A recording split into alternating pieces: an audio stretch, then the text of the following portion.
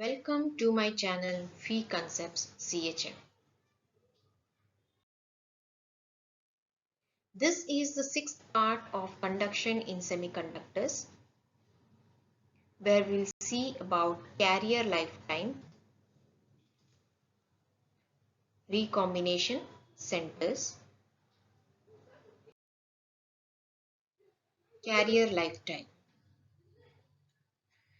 We know in an intrinsic semiconductor N is equal to P. Thermal agitation produces new electron hole pairs, which is a generation process, and the electron hole pair also disappears. This is the recombination process. On an average, a hole or an electron will exist for tau p or tau n seconds, which is called as a mean lifetime or the carrier lifetime of the hole or electron respectively. It ranges from nanoseconds to 100 microseconds. Carrier lifetime is the time required for the electron and the hole concentration, which may have been changed or which have been caused to change, to return to their equilibrium concentrations. Consider a bar of N-type silicon illuminated by light of proper frequency. As a result of radiation, hole and electron concentrations will increase by the same amount. Pn0 and Nn0.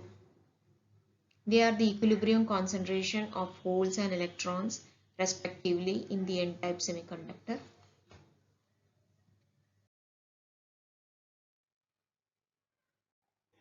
So we can write down Pn0 bar minus Pn0 is equal to Nn0 bar minus Nn0, where Pn0 bar and Nn0 bar represent the carrier concentrations during steady irradiation. Now if the source of light is turned off, the carrier concentrations return to their equilibrium values exponentially, and with time constant tau, which can be tau p or tau n. So that equation will be Pn minus Pn0 is equal to Pn0 bar minus Pn0 into e raised to minus t by tau. So this is the concentration at time t, and this is the concentration at time t is equal to 0. Same way you can write for electrons, where majority and minority carriers in a given region has same lifetime tau.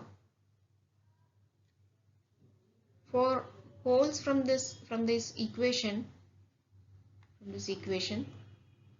we can differentiate this. We'll get dp by dt is equal to that is the next step, dpn upon dt. Pn0 is a constant, so dpn upon dt is equal to minus Pn0 bar minus Pn0 into e raised to minus t by tau into the coefficient minus 1 by tau. So this part, this is the same equation, so we can substitute Pn minus Pn0.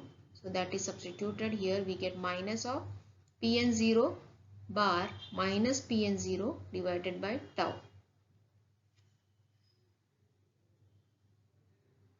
And if Pn0 bar is equal to Pn, then dPn by dt is equal to minus Pn minus Pn0 by tau. dPn by dt is equal to d by dt of Pn minus Pn0.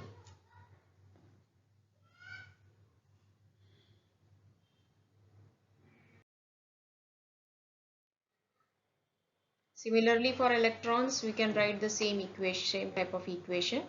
dnn upon dt is equal to minus nn minus nn0 upon tau is equal to d by dt into nn minus nn0,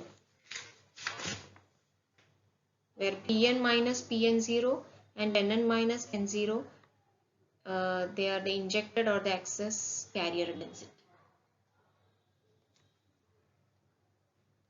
Both equations show the rate of change of excess density is proportional to the excess concentration.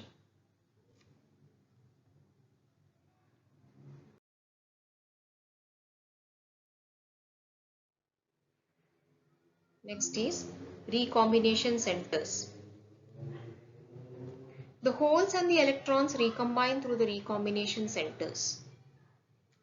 Recombination is a process when an electron moves from conduction band to the valence band so that a mobile electron hole pair disappears.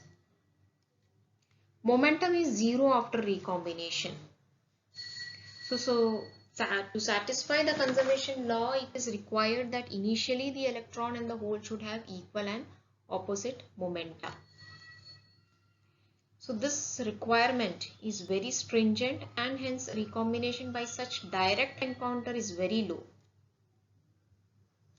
Hence the electron and the hole recombine through another mechanism involving recombination centers. In this mechanism, energy states are introduced in the forbidden gap of the semiconductor. New states are associated with imperfections in a crystal. Majority of the recombination takes place at the site of the impurity atom or a lattice defect in a crystal. Such a location acts as a trap or a recombination center or effectively as a third body which can satisfy the momentum conservation requirements.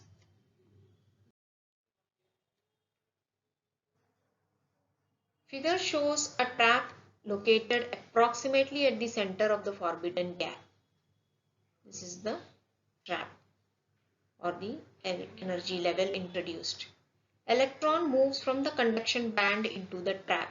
This electron falls into the trap, remains there for some time and then passes to the valence band.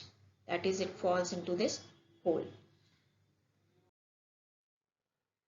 Electron traps.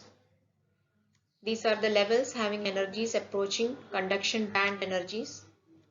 They have high probability of capturing electrons.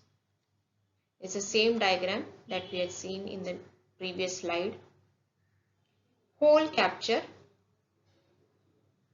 Energies near the valence band energies, that is this level ER, which is lying near to the valence band. They act as hole traps. They have high probability of capturing holes. Electron from the ER level falls into the valence band, leaving an empty state in the ER level. So this electron falls into a hole in the valence band, creating a hole in the ER level. Then a conduction band electron falls into the empty state in the ER level. So this electron from the conduction band will fall into this ER level. So at the end, the recombination center is back to its original state, but an electron hole pair is now missing.